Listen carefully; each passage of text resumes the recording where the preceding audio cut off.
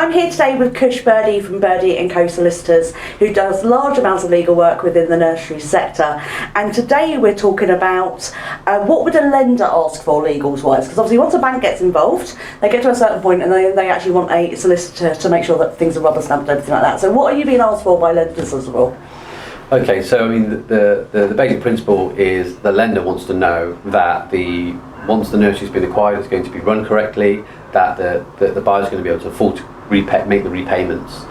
So financial information will obviously be a key, what the occupancy is, accounts. The lenders will definitely want all of that, but from a legal perspective, they want to protect their position over if the loans aren't being repaid, what security does the lender have? So they want, most likely they're going to be taking some kind of security over the property interest, whether it's a leasehold or a freehold premises.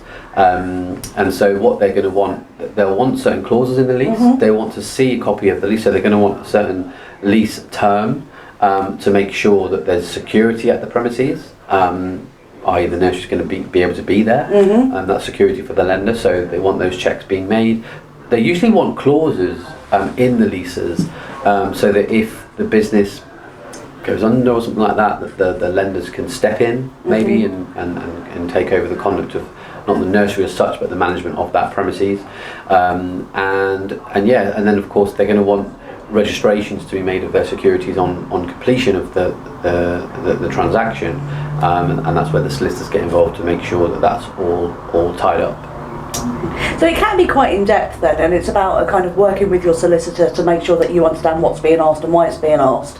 And I think sometimes because the lenders can come in a little bit later down the line where you've already covered the due diligence, a seller particularly can feel like, well, haven't I already supplied that? And sometimes it's just slightly different information, isn't it, for a slightly different purpose. So you need to be able to talk about it and kind of understand why it's needed.